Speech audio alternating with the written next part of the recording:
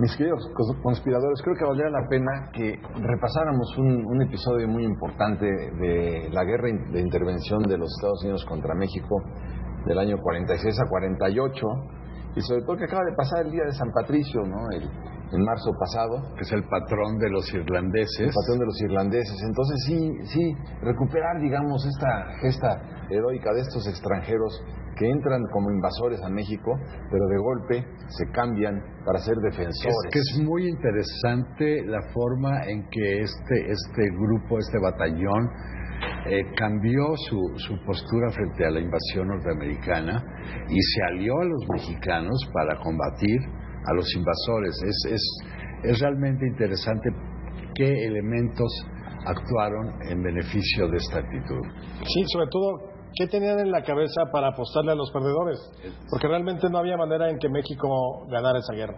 En ese momento creo que sí. Sabe, yo creo que sí, Alejandro. Sí, yo creo que sí había forma. No, ese boleto no te lo compro. Bueno, pero ahorita si quieres... Vamos con calma, porque hay que y me vas a tener que dar la razón como siempre. Vamos a tener que encontrar causas y efectos. Estamos hablando de 48 hombres, no más que eso. Sí, un centenario, creo. No, bueno, hasta donde yo sabía eran 48 y 13 alemanes. Sí. 48 irlandeses, encabezados por el comandante John Reilly, Sí. con su estandarte de San Patricio, que llevaba abajo las palabras Erin Go Bragh, que en irlandés quiere decir Irlanda por siempre. Es una historia y lleva apasionante. ¿Qué significa? Otra chela, por favor. En un fondo verde lleva un alfa dorada. Yo sí brindo en este momento por el batallón de glorioso. Se luchó y se jugó la vida por esa gesta.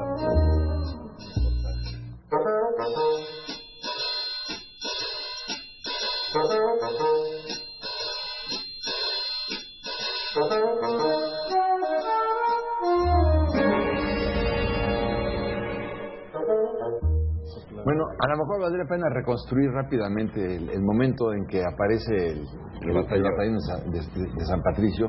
Y es que sí me gusta recordar cómo estalla la guerra. Es decir, ya Estados Unidos se había anexado a Texas. Y al anexarse a Texas, se le anexa con las fronteras que tenía Texas dentro del departamento de Coahuila y Texas. ¿Cuál era la frontera entre Coahuila y Texas? El río Nueces. El río Nueces. Entonces, no el río Bravo. No, el río Nueces. Era el río Nueces. Entonces, el conflicto, armado muy insignificante que se da en Carricitos, es en territorio mexicano. ¿Por qué? Porque fue al sur del río Nueces, no al sur del río Bravo. Y entonces era territorio mexicano porque Coahuila era y es territorio mexicano. Y Paul Kelmendas dice, sangre derramada se derramó en territorio... Sangre norteamericana. Hay un intercambio de balas entre soldados, una escaramuza entre soldados mexicanos con soldados de Estados Unidos. Al sur del río Nueces. Sí, ahí, si fue de un lado o de otro, no, pero fue un intercambio de tiros. No, es que es muy importante, porque cuando dice el presidente Paul... No, fue al sur del río Nueces. Al sur del río Nueces. Eso es importante. Es que es muy importante, porque dice, sangre derramada se derramó... Sangre norteamericana se derramó en territorio... mexicano. Norteamericano. Claro. Es cierto, sí. Sangre norteamericana se derramó en territorio norteamericano. Sí. No es cierto. Se derramó sangre norteamericana en territorio mexicano, porque era al sur del río Nueces, no al norte del río Nueces. Entonces, bueno, ahí esto es lo que da como consecuencia. Y después 3 muertos, ¿no? Por eso, sí, pero independientemente de que Estados Unidos tuviera razón y hubiera sido en su territorio, eso no era un casus belli. No. O sea, hay una... ¿Cuántas veces lo hemos vivido? Los mexicanos muertos en la frontera, etcétera. Sí, pero lo que quería Estados Unidos era un pretexto para invadir y quedarse con el oeste de la Nueva España, de lo que había sido la Nueva España, para tener una salida por el Atlántico donde se encontraban o se habían encontrado las 13 colonias, y para tener una salida por el Pacífico. Por eso se llama transcontinentalidad. Eso es lo que buscaban ustedes. Exactamente. Bueno, pero eso está clarísimo. Por eso es que no está justificado histórica ni políticamente el hecho de que hay una batalla al sur del río Nueces que tiene como consecuencia la pérdida de más de 2 millones de kilómetros cuadrados, la mitad del país. Pero veamos ahora qué pasa con el batallón de San Patricio. Espera, porque apenas es... O sea, a partir de ahí... Bueno, empieza la guerra de intervención, empieza Zachary Taylor invade el norte del país se da la batalla de la Angostura. No, pero es que pasan en la frontera, el ejército norteamericano viola la frontera y ahí vienen ya los primeros, vienen los integrantes, encuentros. Los irlandeses con los alemanes, y entonces cuando se dan cuenta que es un país católico y los irlandeses eran católicos, entran a los templos católicos en México por el lado de lo que hoy es Tamaulipas y empiezan a ver que es un atropello lo que está haciendo. Se dan cuenta de que la guerra no está justificada, se dan cuenta de que es un abuso, y empiezan las diferencias entre ellos. Pero antes de eso hay que explicar que cuando migraban los europeos a Estados Unidos y cuando estaba Estados Unidos en guerra, los aceptaban a los migrantes, pero para convertirlos en soldados. Soldados de la Unión. O sea, puedes entrar a Estados Unidos, ser norteamericano, pero aquí está tu fusil y vas a pelear contra ellos. Entraban directo por Ellis Island, en Nueva York, Puerto de Nueva York, de ahí pasaba y inmediatamente eran reclutados obligatoriamente. Y así sucedió con estos irlandeses, polacos, alemanes, polacos, canadienses, etcétera. Y así empiezan a integrarse estos irlandeses que van a conformar el batallón de San Patricio a las tropas norteamericanas invasoras de Zachary Taylor. Pero Zachary Taylor encabeza ya, digamos, el ejército que viene por el norte de México. Exacto. Porque luego hay otro que es el de Scott, que viene por la ruta de Cortés. El de Scott, que viene por Veracruz. Sí. Bueno, allí con Taylor es donde vienen estos soldados irlandeses con los alemanes, y al darse cuenta de que era un abuso y que no estaba justificada la guerra, deciden cambiar de bando. Y también hay una cosa importante, Francisco. Ellos reflexionaron y se dieron cuenta que lo mismo que los estadounidenses, que los yanquis estaban haciendo con los mexicanos, era lo que los ingleses les habían hecho a ellos en Irlanda. Y entonces cobran simpatía. Son esas dos causas, la religión y la libertad de su propio territorio. Hay un maltrato del ejército, dentro del ejército, contra ese tipo de grupos minoritarios dentro, que no son originalmente nacidos ahí, entonces no los tratan con las mismas en circunstancias iguales al resto del ejército. Bueno, hay una primera batalla en Monterrey, la de Monterrey, sí, que es importante, ahí empiezan.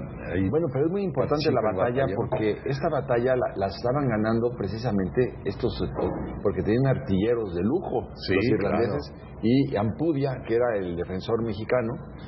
Hay un momento en que se desespera cuando le dice O'Reilly, no, vamos a seguir luchando. Se desespera y bueno, se rinde cuando Taylor está prácticamente reconociendo la derrota. En Monterrey. Pero igual pasó en la Angostura.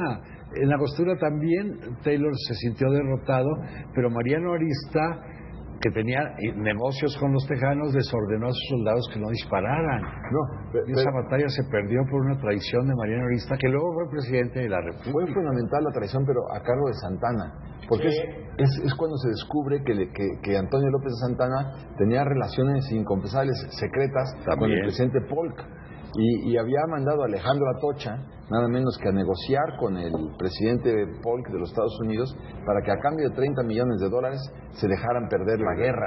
Entonces esta batalla de la Angostura es muy importante porque la había ganado Arista, la había ganado el gobierno mexicano. Sí, pero ya después no les ordenó que no dispararan, entonces... Pero si ves las conversaciones entre Taylor y los suyos, los generales de Taylor dicen, se sentía señor, derrotado, reconozca usted la derrota.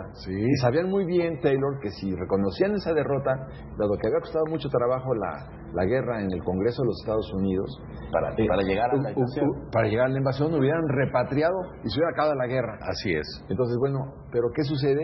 Que Taylor dice, la batalla no la pierde un general hasta que no reconoce que fue derrotado, y yo no la voy a reconocer. Y para la sorpresa de ellos, cuando estaban derrotados, al día siguiente ordena la retirada a Santana. Sí, bueno, una tropa comandada por y se mueren de ahí, de la Angostura a San Luis Potosí, pues casi la mitad del ejército, en lugar de haberse robado o haber tomado, digamos, todos los comestibles de los gringos para precisamente emprender la caminata de regreso o mantenerse ahí. No, podrían haber ganado esa batalla. Pero quien gana la batalla, en buena parte, otra vez son los artilleros irlandeses del batallón de San Patricio. Entonces, tanto en Monterrey como en la Angostura tienen un papel militar muy significativo. Sí, eran muy soldados muy bravos, muy bien entrenados, con tácticas muy de vanguardia para la época. Y Taylor enfurece cuando se da cuenta de que son norteamericanos, él no conocía en detalle, los que estaban ordenando la defensa de Veracruz, de Monterrey, y la defensa de la Angostura, ¿no? Claro. Entonces, sí que tienen mucho mérito estos hombres, y ves el pleito de Greeley con Ampudia, el general mexicano, cuando dice, ¿pero por qué te rendiste? Claro. Y pide parlamento, le dice él, no pidas parlamento, ¿cómo vas a pedir parlamento? Sí, vamos ganando. Vamos ganando. No vamos ganando. Y ahí es donde perdimos en Monterrey. Sí, es que la guerra de intervención se perdió básicamente por traiciones, por violencia, por rivalidades entre los generales mexicanos. Luego lo hacen en Texcoco, lo hacen en Cerro Gordo, la caballería. En Cerro Gordo pasa lo mismo con las tropas de Winfield Scott. También estaba ganada esa batalla de Cerro Gordo y Santana ordena que sus tropas se retiren. Así es. O sea, Santana tenía una tendencia y intereses para que esa guerra la perdiera México. Pero fíjate que hay un punto importante aquí también para efectos del batallón San Patricio. Sabían muy bien que si México perdía la guerra, ellos estaban jugando la vida. Sí, claro. Porque el general Scott y el general, Taylor ya no, pero Scott sí iban a acabar muy mal, en muy malas condiciones, y continuaron. Y entonces se da después se da la batalla de Churubusco, del fuerte de Churubusco. Pero todavía llegan desde el norte. Claro, porque la batalla de la Angostura es del 22 de febrero de 1847 y ellos llegan al Valle de México para Padierna y luego Churubusco en agosto. El 19 de agosto es Padierna. Y el 20 es en Churubusco. Y en Churubusco 6 meses. En 6 meses. Sí, claro. Y se vienen con mucha calma los gringos. O sea, después de la última gran batalla del ejército del norte es la de Monterrey.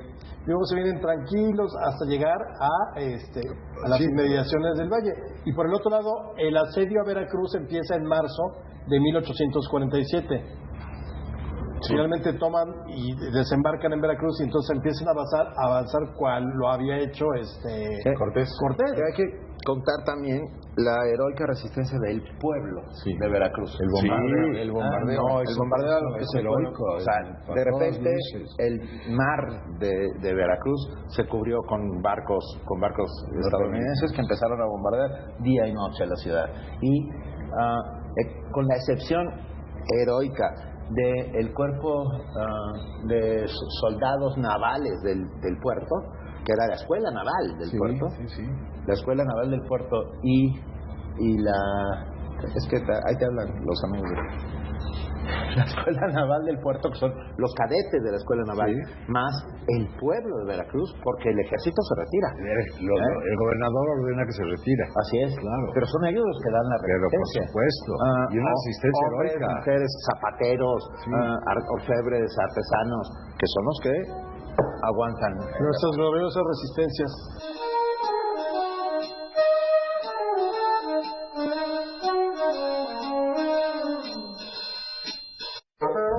¿Y tú, querido conspirador, consideras que el batallón de San Patricio son héroes olvidados?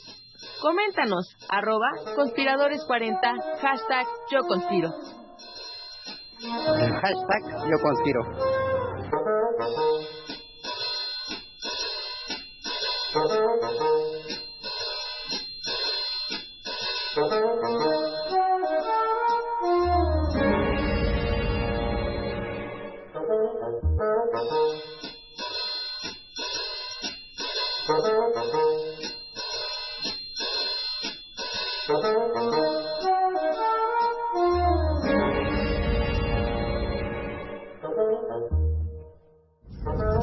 ¿Y tú, querido conspirador, consideras que el batallón de San Patricio son héroes olvidados? Coméntanos, @conspiradores40, #YoConspiro. #YoConspiro. Hay que ver también, no solamente las traiciones de Santana, en este caso también el horror de la Mexican Spy Company. Sí, la que crea Winfield Scott. Sí, es una compañía de espionaje mexicana que cobra en el ejército de los Estados Unidos para espiar en los cuarteles de Santa Ana a los guerrilleros. Sí, entonces ellos son mexicanos espías al servicio de los Estados Unidos, claro, que cobran, y ahí están las listas de la nómina. Porque había movimientos guerrilleros muy importantes como el del padre Jarauta, que les causaban mucho daño al ejército, le causaban más daño al ejército norteamericano que las tropas oficiales. O sea, había muchos grupos guerrilleros diseminados en todo el territorio por donde iban avanzando las tropas de Scott, ¿verdad? Porque en ese momento ya cuando empieza Scott a invadir el territorio nacional, ya Taylor se mantiene estable en sus posiciones, ya no. Perdón, es que me acordé de otros personajes singulares de nuestra historia, los Rayados. Los Rayados son los presos de San Juan de Ulígua, que en el momento en que empieza el bombardeo los sueltan y en vez de irse a sus casas, no defienden. Como el traje de presidiario Rayado, hacen un pequeño batallón llamado los Rayados y son otros los que defienden. Es que esas partes de la historia hay que recuperar. Es que con mucho orgullo. En la defensa de Veracruz intervinieron muchos grupos guerrilleros muy importantes. Muchos. Yo me voy a permitir un lapsus de inmodestia, pero sí quisiera recomendarles a los conspiradores en casa, para que conozcan esta gesta, que lean mi novela que se llama La Gran Traición. Editamos Planeta y la consiguen en cualquier librería. Tenemos también por acá. Tú también hablas de México Mutilado. México Mutilado Cuenta también la historia contada desde el punto de vista de los mexicanos, claro está. Y aprovechemos un tercer libro para recomendar. El de Guillermo Zambrano. El de Guillermo Zambrano, que no me acuerdo el nombre, pero también el de Ignacio Solares. Ignacio Solares tiene una novela llamada La Invasión. La Invasión. Sí, es un tema que hemos escrito bastante y lo suficiente para que el conspirador en casa pueda empaparse. Ahora fíjate que nos dijeron una gran mentira en la escuela. ¿Se acuerdan que en la batalla de Churubusco, mi general Anaya le dice a Twix le dice al teniente Twix. Twix le pregunta dónde está el parque, ¿no? Sí, le dice, si tuviera parque no estaría usted aquí. No estaría aquí. No es cierto. Porque lo que pasó fue que Santana sí había mandado parque con su yerno, pero de otro calibre. Claro, Ricardo Dromundo, que era el proveedor del ejército, compró balas de otro calibre que no les... Pero a propósito. Pero hay otro aspecto que es muy desconocido. En algún momento el general Pedro María Anaya se acerca a un cañón para que lo pongan en posición y lo disparen, y este cañón estalla al grado de que le quema la cara y lo deja ciego. O sea, él va a combatir prácticamente ciego, durante 1 o 2 horas en la batalla de Churubusco. Hay otra traición bien importante que fue la de la rebelión de los polcos. Porque la rebelión de los polcos, ¿por qué se da la rebelión de los polcos? Porque el presidente, no sé el nombre ahora, Gómez Farías, le pide al clero 15 millones de pesos prestados, era la única institución que tenía dinero, el clero se niega, entonces viene un préstamo forzoso y entonces levantan en armas a los polcos para protestar, los conservadores de la clase alta, claro, puros jóvenes de mucho dinero, para que en medio de la invasión norteamericana el clero financie una revolución en este país para precisamente para beneficiar a los gringos. Porque además hay que decirlo, exactamente, una de las razones que dicen por las cuales Santana retira al ejército en la Angostura es porque supuestamente había estallado en ese febrero del 47 en la Ciudad de México la rebelión de los polcos. Sí. Pero independientemente de que Santana lo haya hecho por eso o por cualquier razón, era un acto de traición a la patria absoluto. Claro. Lo de los polcos, lo de estos chavos. Por supuesto. Si no me recuerdo, entre los cuales estaba incluso Guillermo Prieto. Y lo de Mariano Arista, y lo de Juan Álvarez, y lo de Valencia. Todos los generales mexicanos estaban peleados entre sí. Y veían masacrar al ejército de su compañero en una batalla, como sucedió en Padierna, y Juan Álvarez, que comandaba la caballería, se queda impávido. Y luego se va. Bueno, Nicolás Bravo se queja de que la toma del castillo de Chapultepec se llevó a cabo también gracias a que Santana volvió a mandar balas más chicas que las que se usaban en los mosquetes del castillo. O sea, por todos lados las presiones de Santana son injustificables. Y también hay actos heroicos maravillosos como el del defensor de Molino del Rey, Echegaray, el defensor de Margarito Suazo, que es el defensor del castillo de Chapultepec, en fin, ahí. Pero bueno, nada más para seguir con la idea de con la historia del batallón. Después del 20 de agosto de 1847, que cae el convento de Churubusco, agarran a todos prisioneros, a los del batallón de San Patricio. A uno se los llevan a San Ángel. Y los cuelgan. Y los van a colgar en el momento en que se hice la bandera, el 13 de septiembre, cuando el castillo haya caído en poder de los norteamericanos, e hice la bandera norteamericana. En ese momento es cuando tienen la orden de colgarlos. Sí. A los que no los cuelgan, los marcan. Ponen un hierro con una T. Un hierro con una D. Una T de traidor. No, de desertores. De desertores. Imagínate que te marquen con un hierro la cara con una D gigantesca, como se la marcan a Reilly. Sí. A John Reilly se lo marcan, a él no lo matan, porque ya había formado parte del ejército invasor, no lo matan, pero le marcan la cara. Y bueno, a los demás, cuando efectivamente, cuando izan la bandera en la Ciudadela, es cuando los cuelgan ya. Y es interesante, si no me equivoco, la ejecución es en la Plaza de San Jacinto, aquí en San Ángel, aquí cerca de estos lugares, ¿verdad? Donde hay una placa en homenaje al batallón de San Patricio, que está en contraesquina del Bazar del Sábado, para quien... de este lado. Sí, hay que recordar esta gesta heroica, hay que recordar este batallón, a estos hombres que bueno, entraron como invasores, pero se enamoran de la mexicanidad, se enamoran, saben que es injusto, y se comprometen, y se cambian de bando y se juegan la vida y los cuelgan. Primero a unos los marcan en la cara con un hierro ardiendo y a los otros los matan. Bueno, lo peor de todo es que no acaba ahí la historia. Terminando la guerra, ya que se van los norteamericanos, varios de los sobrevivientes del batallón se quedan en México. Y el gobierno los ignora. No les da pensión, no les da sueldos, se la pasan mendigando en las calles tratando de ver cómo sobreviven. Todavía dicen, porque dicen que se muere, que muere Reilly en Veracruz. En Veracruz. De embriaguez. Sí, dicen, pero hay otros que sostienen como que no, buen irlandés, que se fue a Puebla y que en Puebla asaltaron su casa. Y que después de que asaltaron su casa ya se regresó a México, ¿no? ¿Sabes con quién? ¿Con quién comparo al batallón San Patricio? ¿Cómo? ¿Con quién comparo a veces, o sea, dentro de mi cabeza, por lo menos, con Francisco Javier Mina? Me parece que son esos internacionalistas, esas gentes que van a luchar por las buenas causas, los buenos motivos. Sí. ¿no? Bueno, pero yo quisiera decir, hablando del caso de Garibaldi, hablando de Garibaldi, perdón. Hablando de extranjeros, a lo mejor hacer una acotación. El otro día que iba corriendo por el Paseo de la Reforma, en la mañana del domingo, de repente, yo solo corro si vienen granaderos atrás de mí.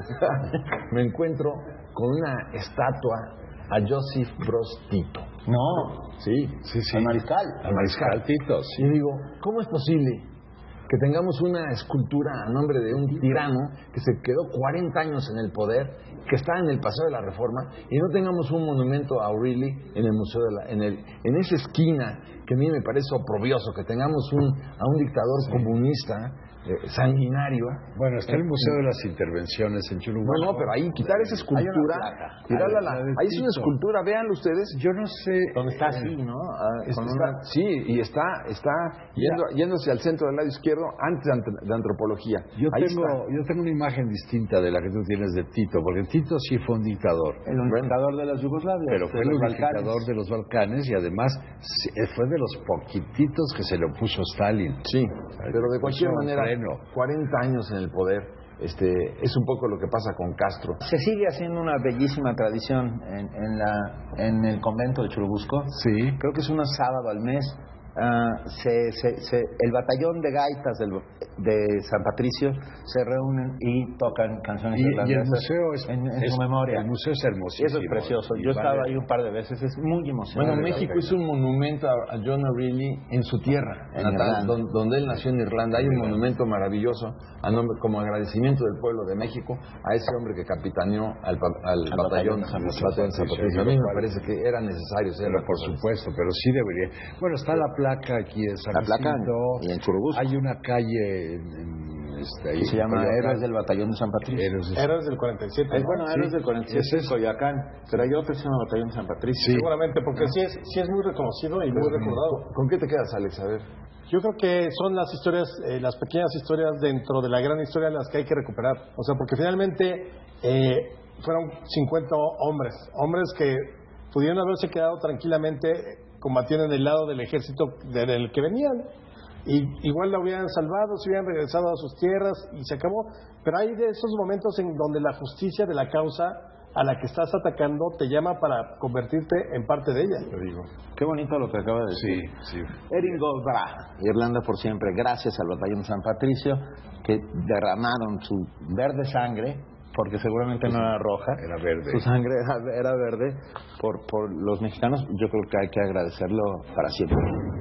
Sí, yo los recuerdo siempre con mucho cariño, con mucho orgullo, y tengo una verdadera empatía con el pueblo de Irlanda. Yo también. En todas sus manifestaciones. Yo creo que no todos los extranjeros que han venido a este país, y creo que la inmensa mayoría nos ha beneficiado. Yo creo que son bienvenidos, pero más bienvenidos estos que vinieron a dar su vida por una causa a cambio de México. Pero sí no quiero terminar esta conversación secreta, ¿no? Sí, esta conspiración, sin pedirle a los capitalinos que por favor quitemos la estatua de Joseph Broz Tito del Paseo de la Reforma y pongamos la de O'Reilly. Eso ya es hora. Ya quitamos la del Truán de Azerbaiyán, pues ahora sigue la de Tito. Oye, si de alguna vez pueden quitar la de Colosio, yo me sumo a la de quitar la de Colosio. Perdón, primero empezamos por la Corona del Rosal. En la glorieta del Metro Insurgentes. Hay una de Corona del Rosal. Hay un busto de Corona del Rosal. Organicemos un movimiento. Sí. No es cierto. Te lo juro, por favor. Bueno, se los juro. O sea, ya tenemos dos mociones.